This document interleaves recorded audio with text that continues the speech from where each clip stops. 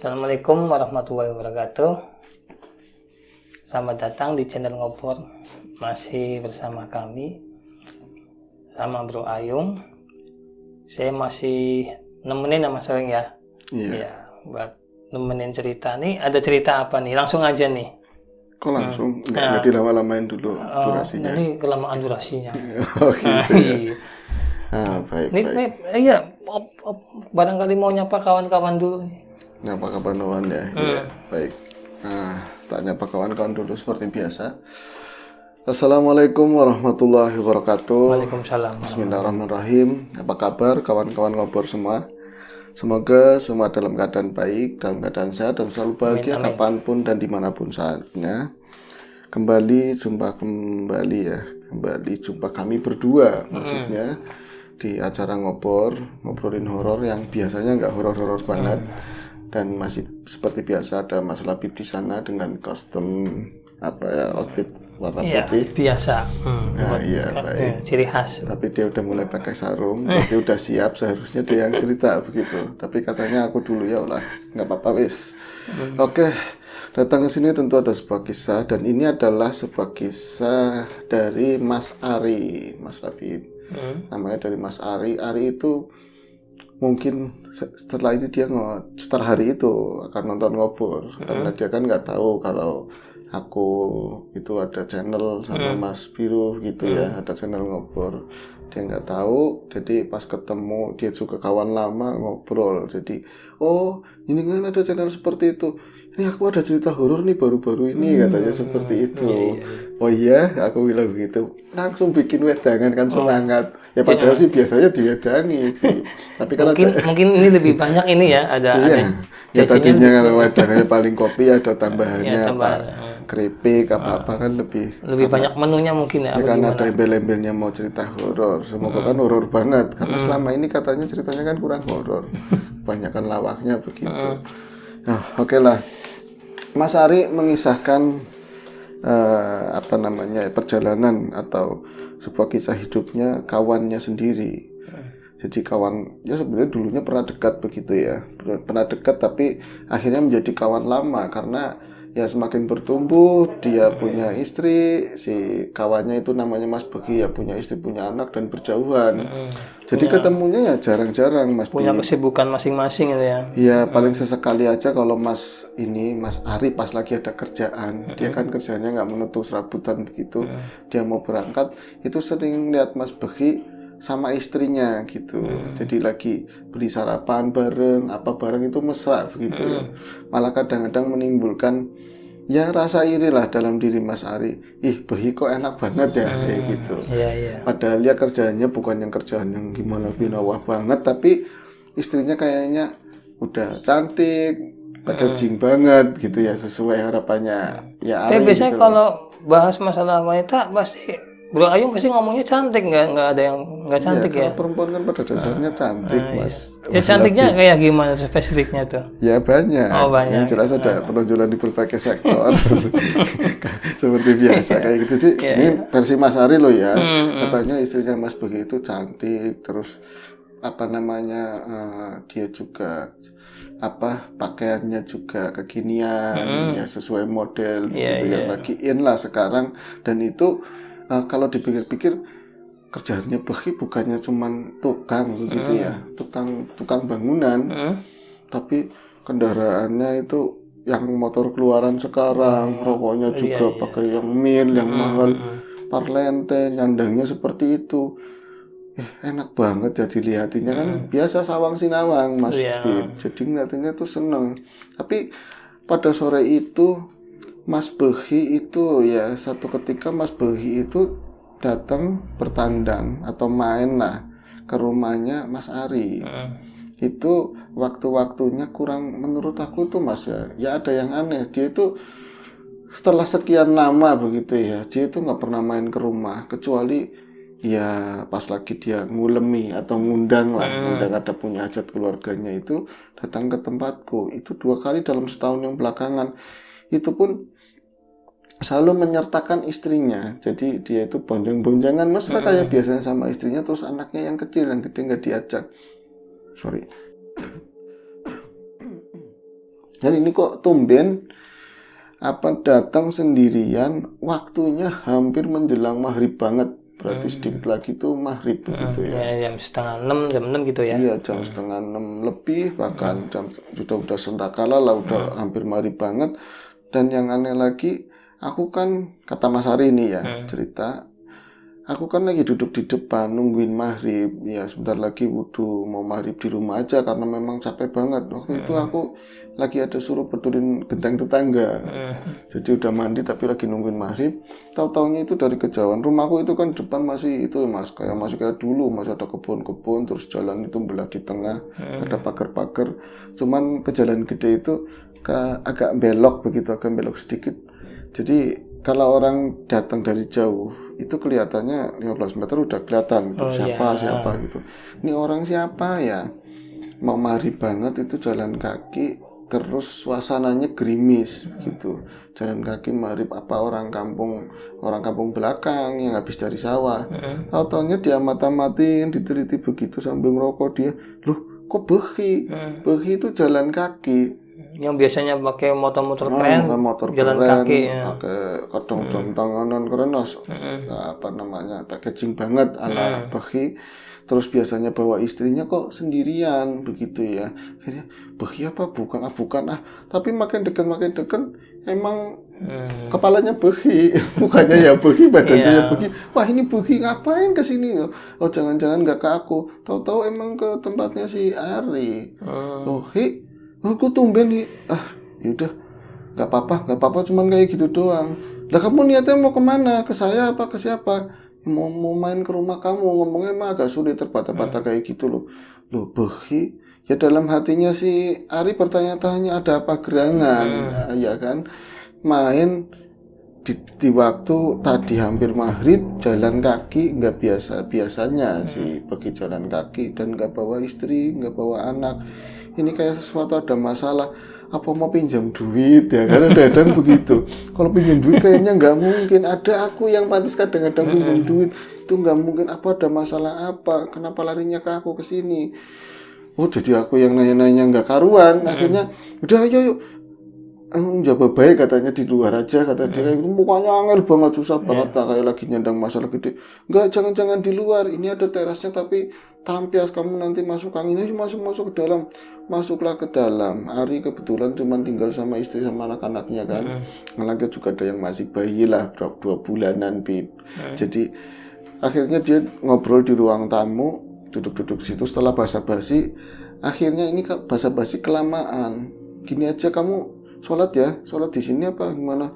Aku katanya kotor semua. Ya kotor nggak apa-apa, pakai pakaianku, ada pakaian bersih di dalam. Enggak lah, pokoknya belum mandi. Ya mandi sekalian katanya. Enggak aja, pokoknya kamu aja. Nah, aku nitip sholatnya katanya gitu. Ya wis karepmu katanya, aku tak sholat dulu. Akhirnya Ari sholat, terus itu keluar lagi. Cuman ada yang janggal begini. Rumahnya Ari itu, sepengetahuan Ari, ini rumah orang tua. Orang tua udah nggak ada semua kan. Dia nggak pernah jumpain sosok apapun di rumah ini. Karena cerita horor kan harus ada hantunya kan. Nggak pernah jumpain sosok apapun, baik-baik aja. Tapi lagi dia mau ambil wudhu, itu kan harus ngelewatin kayak Sompang, rumah-rumah dulu kan ada yang terbuka begitu ya, ada yang terbuka. Dia nembus gerimis. Ini siapa sih itu yang lagi wudhu, kayak ada suara orang wudhu begitu mainan air. Itu dipikir anaknya yang gede. Din, buruan Din, bapak ada tamu. Kamu kalau wudhu cepetan. Kalau misalnya mau sholat sendiri aja, nggak usah nungguin bapak kayak gitu kan. Kok diem aja, siapa yang nyalain gitu kan. Istrinya dipanggil-panggil, namanya Yul, kamu di dalam dek, kamu di dalam. Nggak ada suara-suara juga. Ini yang mainin, ini siapa sih yang ngidupin bocahku itu, kelupaan atau gimana? Ya anaknya itu nyalain keran atau apa, dibuka nggak dikunci. Itu kan kayak udah kebiasaan untuk dilatih, apa istrinya apa anaknya kalau masuk retak dikunci begitu kan. Ini nggak dikunci, akhirnya dimatiin dulu. Dia kelupaan, ada yang kelupaan begitu loh. Oh iya, aku nggak pakai sendal, kesana ke dalamnya nanti kotor. Ada bagi sih pikiran kayak gitu, jadi aku jadi ngaco gitu kan. Pas dia udah dimatiin, balik lagi, apa sih Bib? Resek-resek. Oh ini lagi ngambil sigaret ya. Lanjut. Oke, pas lagi dia keluar masuk lagi ke Sompang, mau air wudhu lagi, udah nyala lagi. Posisinya, loh tadi dia nyimpan sempat ngelirik istrinya di kamar itu, istrinya sama anak bayinya, bahkan ngelihat si putranya yang gede aja lagi sholat, udah mulai sholat sendiri gitu. Si Udin itu. Iya, mungkin udah dikasih tahu sama istrinya, bapak ada tamu begitu, kamu sholat sendiri gitu ya. Akhirnya dia, loh ini yang nyalain ini siapa? Begitu kan siapa? Ini pas dia itu baru di Sompang ya, belum nyampe ke kamar mandi lah, ada berapa meter, itu gelap, cuma lampu temaram dikasih yang enggak terang begitu ya. Tapi di dalam kamar mandi memang terang, itu pintu buka, itu kayak ada yang keluar itu kelebat kayak gitu ya. Tapi ke arah belakang, ke arah dapur, ke arah pintu, kayak keluar begitu loh. Astagfirullahaladzim, itu sih siapa ya? Masa sih ada makhluk-makhluk begitu? Jadi yang kelihatan cuma hitam begitu, cuma hitam keluar ke sana, mainin air berarti. Kok ada kayak gitu? Kayaknya dengan takut apa enggak? Ya sebenarnya takut mas, tapi karena nggak pernah lihat yang kayak gitu ya, masih banyakkan penasarannya daripada takut. Itu sempat belakang itu kan pakai pintu ya, pintu yang di dapur biasanya tumpuk berdua begini bisa dibuka, tutup begitu ya. Itu sempat terbuka slotnya. Lihat ke belakang cuma ada kebun, nggak ada siapa-siapa. Apa aku lagi mikirin apa ya? Terus tapi sempat apa ada hubungannya sama Behi ya kayak gitu. Akhirnya bodo amat lah, dikunci lagi, dia wudhu, sholat dipercepat. Akhirnya sebentar sebelum dia nemuin Behi, ngomong sama istrinya, Dek, ada tamunya bapak Dek, kayak gitu. Dek, wah udah dikasih air kan? Wis katanya udah dikasih air, udah dibikin kopi. Enggak, maksudnya wayanya makan, kali-kali ada lauk apa kayak gitu. Alah, buat sendiri aja. Ini nggak ada. Wis, jangan keras-keras kayak gitu. Jangan nggak enak gitu. Alah, nggak enak-enak apa sih itu, nganggur-nganggur mulu digituin. Akhirnya asem, istri malah ngomong gitu. Dia nemuin Behi ternyata di situ nyantai, nggak dipersilain lagi ngerokok punyanya si Ari. Jadi asem lagi enak-enakan ngerokok punya aku, medang begitu loh. Wes, katanya seperti itu. Udah Ari, udah sholatnya. Sekarang gini ya, aku itu ada aneh nih, terus terang aja. Kamu nggak pernah datang kemari, tiba-tiba datang ke sini. Si Ari nanyain Behi. Iya, mau maghrib. Terus tahu-tahu mukanya rada angel, tapi sekarang lagi nyantai begini, tapi mukanya tetap angel. Sebenarnya kamu ada apa sih? Gini, Ri. Aku mau minta tolong sesuatu katanya. Minta tolong apa? Aku boleh ini berapa hari itu nginep di tempatmu katanya begitu.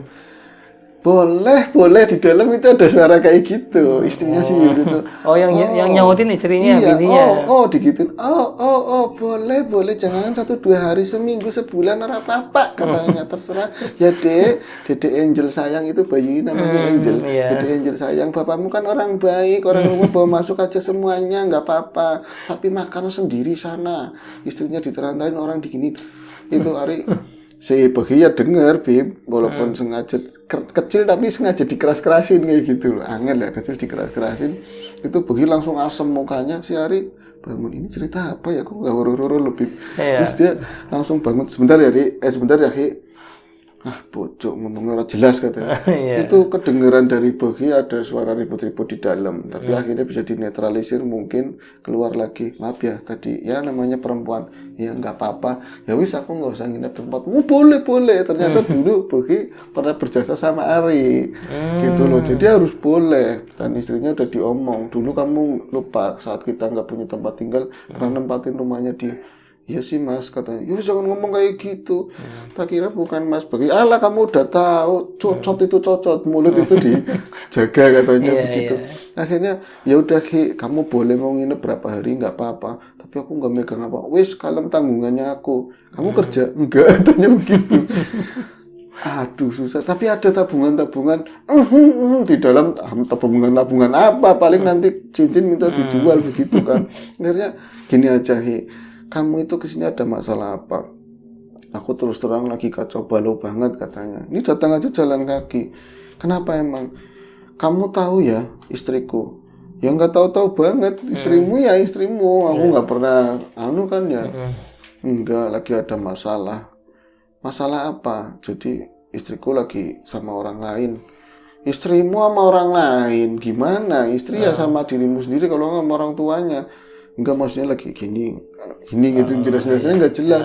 Selingkuh maksudnya, iya Ri, selingkuh. Nggak mungkin, orang kamu akrab banget, orang kamu itu tuntunan gendong-gendongan Mesra terus, banget ya, mesra banget, kelihatannya. kayak udah kayak artis. Enggak, tiap hari itu jalan-jalan, kata orang juga banyak ngomong, itu kelihatannya doang Ri, katanya. Ini udah kali ketiga katanya. Udah kali ketiga kalinya istri saya selingkuh, dan saya bukan, kamu tahu sendiri, saya bukan orang tipe yang langsung frontal marah-marah begitu, enggak. Ya sabar, lihatnya bocah, katanya begitu. Itu fatal-fatal banget. Emang kamu cerita kayak gini, kata orang apa ngeliat sendiri? Aku ngeliat sendiri tiga-tiganya, katanya begitu. Dan saya sering bohong, ya tak kasih kesempatan. Tapi ini yang kayaknya paling parah, dan aku udahlah, orang namanya hitungan udah 3, udah aku mentok, katanya begitu. Nah, selingkuhnya sama siapa? Maaf ini loh, kamu udah buka sendiri. Sama orang sini. Waduh, orang sini. Dia tinggalnya itu jauh. Jauh, ada di daerah pesisir lah, istrinya di sana. Kok bisa-bisanya sama orang sini? Akhirnya ngomong si Ari kan, si Bogi, kamu kenal sama yang namanya Turah? Turah siapa ya? Turah, Mas Turah, katanya. Mas Turah yang bodohnya gede banget itu, perempuan sing kayak buta, katanya begitu. Buta itu dalam Jawa itu buta. Buta itu sosok raksasa lah ya, kayak gitu. Yang gede banget. Oh iya, itu Turah. Berarti bojone Rosidin, katanya, istrinya Rosidin. Lah itu kan kawanmu, masih agak saudara ya, saudara sih enggak, emang aku akrab sama dia, kayak gitu. Nah, terus ada apa hubungannya sama perselingkuhan istrimu? Selingkuh sama Rosidin? Bukan, katanya begitu. Loh, terus gimana? Belakangan hari ini aku kan kerja ya, aku kerja tetap biasa, apa namanya, nguli, jadi tukang begitu. Kalau misalnya aku mau berangkat, dia mintanya, istriku mintanya, beli sarapan di kampungnya Mas saja, di kampungnya Mas, kayak gitu. Nanti dia nggak ikut pulang. Tadi dia itu pengen main ke rumahnya Turah, kayak gitu loh. Padahal menurutku yang gak akrab-akrab banget, tapi kok kayak gitu mintanya. Nah, terus sudah lama, ya mau 2 bulanan lah kayak gitu terus. Jadi kayak gitu, punya selidik. Yang namanya pakai HP ya, kadang-kadang dia kecelek, HP-nya tak baca, lu kok ada SMS mesra sama orang, kayak gitu. Tak selidik. Akhirnya ya tak gap, ini orang mana gitu kan, cari tahu ke teman-teman, ternyata seseorang itu ya kampung belakang sini persis, berapa 100 meter mungkin ya kan. Nah, ini itu ternyata tetangganya Turah, tetangganya Rosidin. Sebentar ya, si Arya kan akhirnya ngomong kayak gitu. Berarti 2 orang ini bermain, mereka sih ngakunya enggak ikut-ikutan gimana, mereka pasti kan tahu. Akhirnya iya Ri, orang aku ngomong ke sana, taunya gini kan. Akhirnya tak selidikin, aku pura-puranya berangkat kerja, taunya aku nggak kerja sebenarnya. Ini istriku kemana? Oh, ternyata jadi nguping, suaminya dia Rosidin itu kan kerja juga. Itu sengaja motor itu dititipin kemana, nah di kebun apa di mana itu, jalan ngintip-ngintip di rumahnya Turah itu, memang lagi ngobrolin masalah tadi selingkuhannya. Dan aku sebenarnya orang enakis, katanya. Aku sebenarnya nggak enak kata Turah, soalnya suamimu kan sahabatnya aku juga, sahabat suamiku. Alah, orang enak apa, katanya, orang enak apa gitu kan. Ini kayak gitu dikasih sogokan, Bib. Dikasih sogokan ya berapa puluh ribu buat masak atau apa buat jajan. Kadang-kadang yuk baksoin udah jadi aman. Nah, yang paling fatal itu si selingkuhannya itu tetangganya Turah, itu belakang rumah sendiri. Apalah, tukang orang ya namanya kerja serabutan juga, tapi pengumpul kayak barang-barang bekas gitu loh. Akhirnya apa ya, ini aku kok kan aku nggak bisa marah langsung begitu aja, tapi lagi-lagi ya istriku begini. Tapi yang paling kecewa, kenapa lo mereka lo yang udah anggap aku saudara, tak anggap sebagai teman, sekongkol itu ya, titipin sekongkol. Lah, kamu udah ngomong sama si ini apa Turah sama Rosidin, udah, katanya mereka nggak tahu apa-apa. Pas tak cocor terus istriku yang ngomong kan, istrinya dia kan akhirnya kan didomong si ama si tadi ya, Boki ngaku, iya Mas, memang Mas aku memang selingkuh, maafin aku, udah minta maaf kayak gitu, Bib. Tapi Lah si ini Turah ngerti katanya, ngomong istrinya kalau si Turah ngerti. Oke.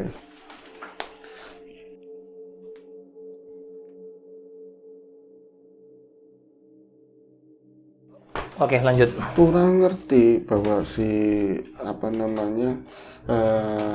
tadi ya istrinya Begi itu selingkuh sama tetangganya, bahkan yang ngasih salam-salam itu, kamu dapat salam dari tetangganya itu ya si Turah tadi. Dan aku akhirnya Ari kan ngobrol sama aku, tatanya Ri, lah si itu Beginya yang selingkuh sama istrinya Begi udah punya istri. Aduh, tumpuk-tumpukan gak jelas kayak gitu loh.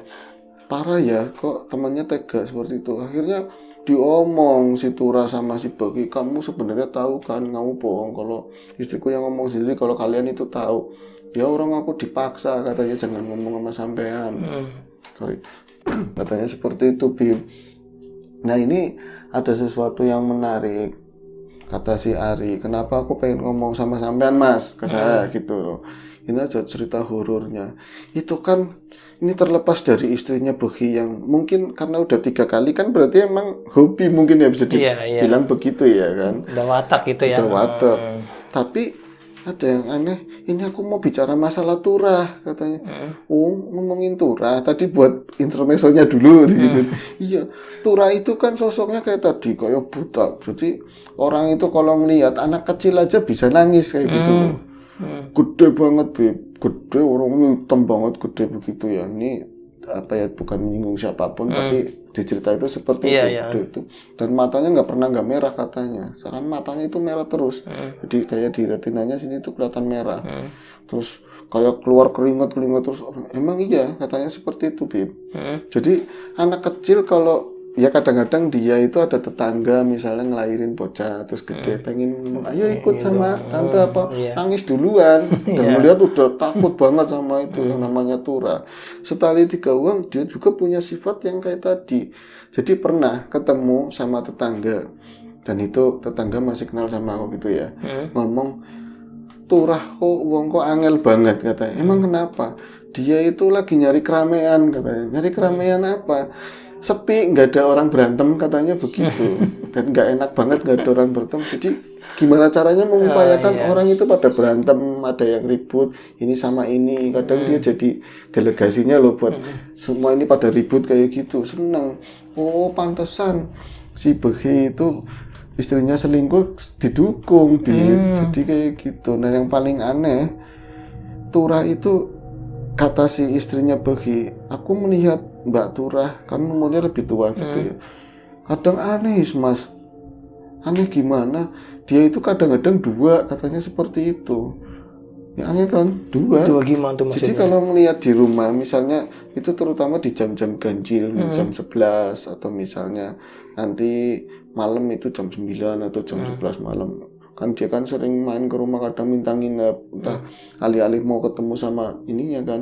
Dia itu bisa, kalau aku ngeliatin Mbak Turah, terutama kalau dari belakang begitu kan, ya namanya orang juga aku ngeraba-ngeraba gitu, dalam artian orang kok gede banget kayak gitu, ukuran bajunya berapa, mandinya itu susah kalau gosok-gosokin, kata istrinya Begi.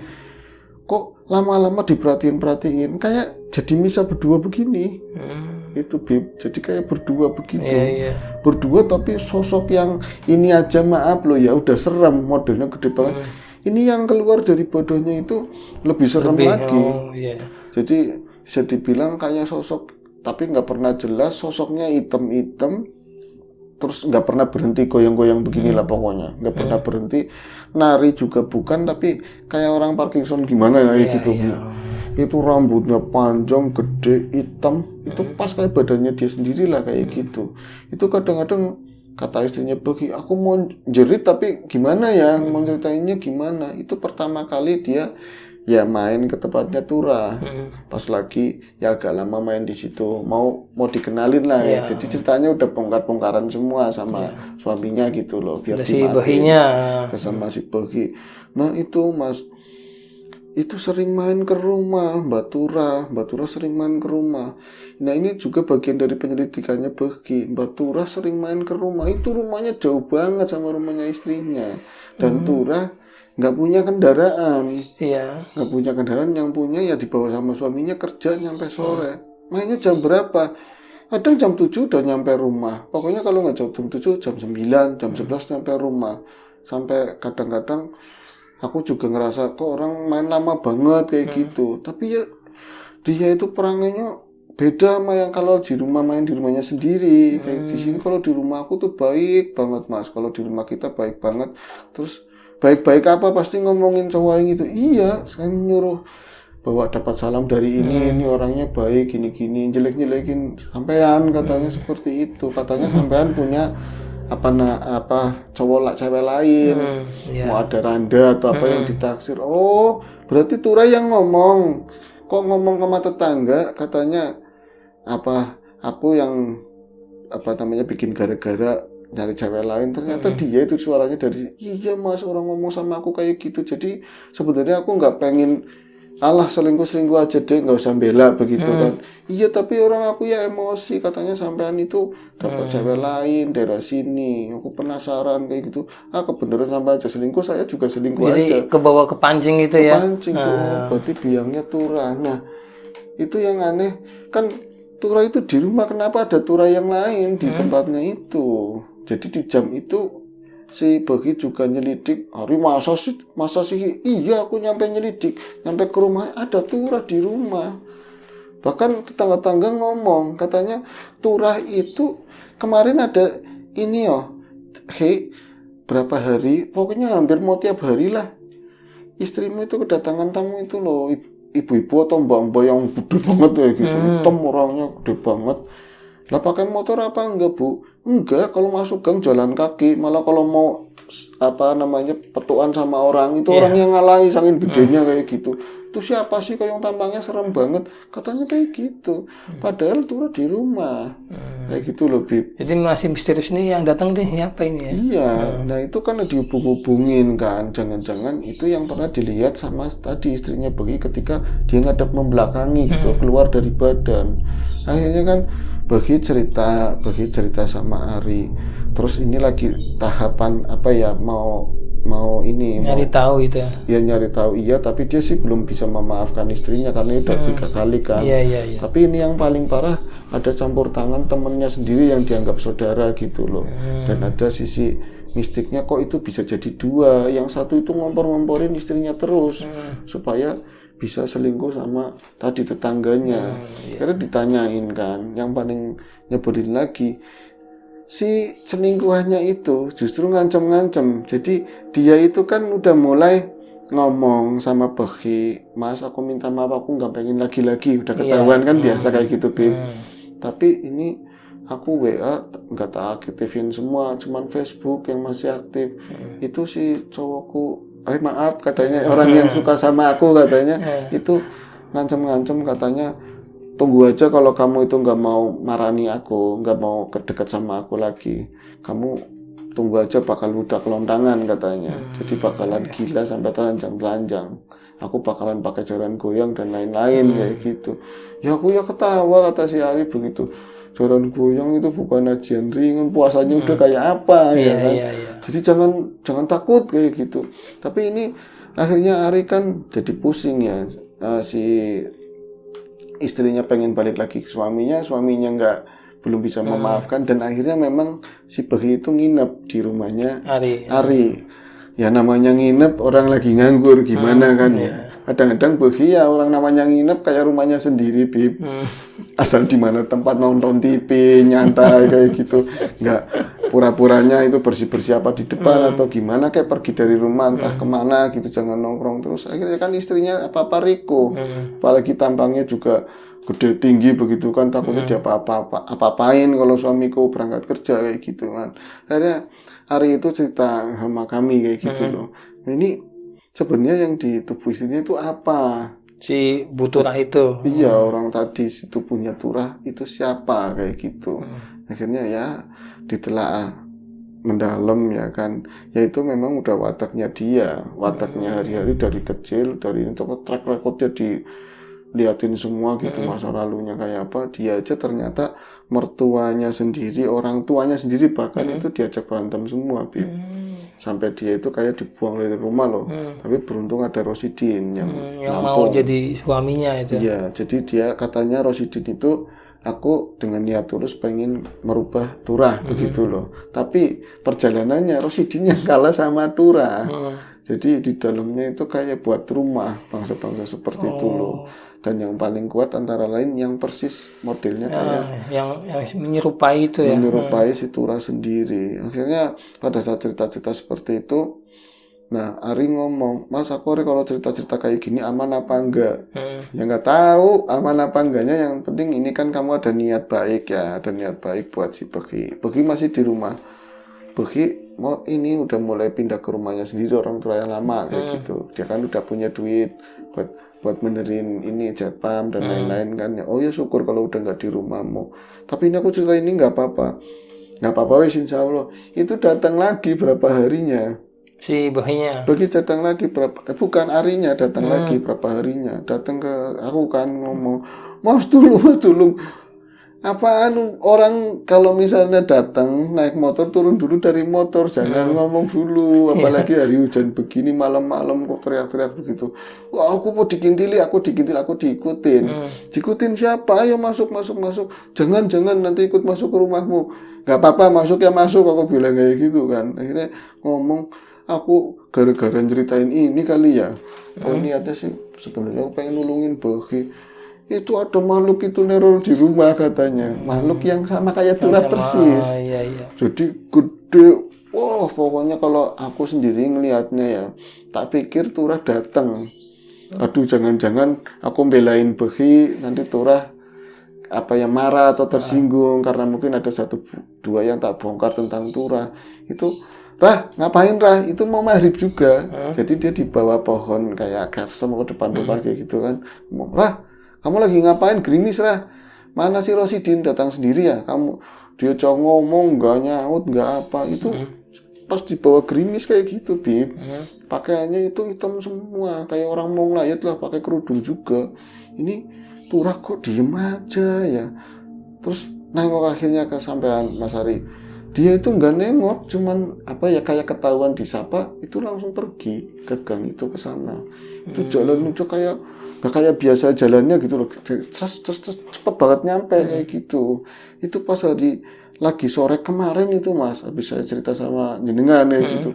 Itu malamnya anakku itu yang bayi itu teriak-teriak nangis nggak bisa diam, mencicil begitu ya, nunjuk. Ini istri ngomong, istri di dalamnya ngelihat itu, ya Allah Mas, itu kan aku nelponin jenengan. Jadi si Ari lagi keluar, dia dapat kayak jatah keliling kampung lah kayak gitu Bib. Jadi Mas itu masih sore, Mas tak telepon nggak mau nyaut, aku tuh teriak ketakutan. Akhirnya yang nolongin tetangganya. Jadi emang tetangganya juga ngomong, katanya istrinya itu ngelihat sosok hitam gede banget yang mirip kayak Turah itu. Tapi bentuknya nggak kayak pakai baju yang lengkap kayak si Ari lihat, tapi bener-bener kayak bulu semua, terus keriting, modelnya keriting, matanya itu merah semua gitu, calingnya gede-gede lah kayak gitu. Itu kayak di tembok begitu loh.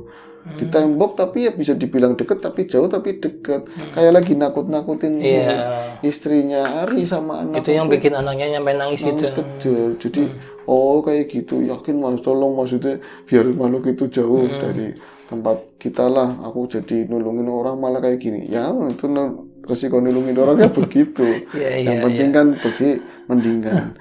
Nah terus gimana? Ya udah nanti masalah itu urusan belakangan lah kayak gitu. Yang penting kamu sekarang udah pergi nggak di rumah ya? Enggak. Katanya sih angel Mas dikasih tahu. Kata aku kan sabar, memang sabar, pergi bagus. Namanya orang penyabar nggak mau ribut. Tapi kalau 3 kali apa itu bukan namanya nggak tegas Mas? Iya sih aku bilang kayak gitu. Harus kan tegas gitu ya. Maksudnya harus dikasih pelajaran yang gimana, jangan terulang lagi. Kalau enggak ambil tindakan yang paling ekstrim kayak apa demi anak-anaknya gitu kan. Iya sih, ya wis itu urusan Bagi. Yang penting kamu udah pernah nulungin, pernah balas budi sama dia. Ini yang penting si makhluk jangan sampai ke kamu kayak gitu. Akhirnya disyaratin lah gampangnya seperti itu. Turahnya meriang, Bib. Turahnya meriang. Akhirnya turahnya meriang begitu, meriang agak lama lah. dia meriang sakit begitu. Sakit tapi di rumah aja dan kayak ditutup sama suami, sakitnya apa gitu. Kalau sebenarnya wujud makhluk sosok itu apa itu? Ya sosok yang menurut pendapat ya kan, itu sosok dari luar, dari seorang yang punya sifat yang suka ngadu-ngadu orang, bikin senang yang pertempuran, sering bikin ribut apa, itu akhirnya ada sosok yang cocok banget loh, ini wadahku, yang seperti itu pas. Jadi menyatu dengan dan konon dimanapun dia tinggal katanya pindah-pindah kontrakan selalu bikin ribut di lingkungan seperti itulah. Ini terlepas dari istrinya begitu juga, memang itu ya apa ya watak lah seperti orang selingkuh itu sekedar cerita tadi Mas Bib. Udah ceritanya segitu aja. Iya. Udah. Endingnya kayak gitu ya. Iya. Oke. Ya semoga buat pelajaran buat turahnya, buat baginya begitu. Oke kawan-kawan, tadi cerita dari Mas Ayung mengenai sosok itu ya. Sosok turah. Lumayan ya. Ini closingnya gimana nih? Mas Ayung, ayo closing.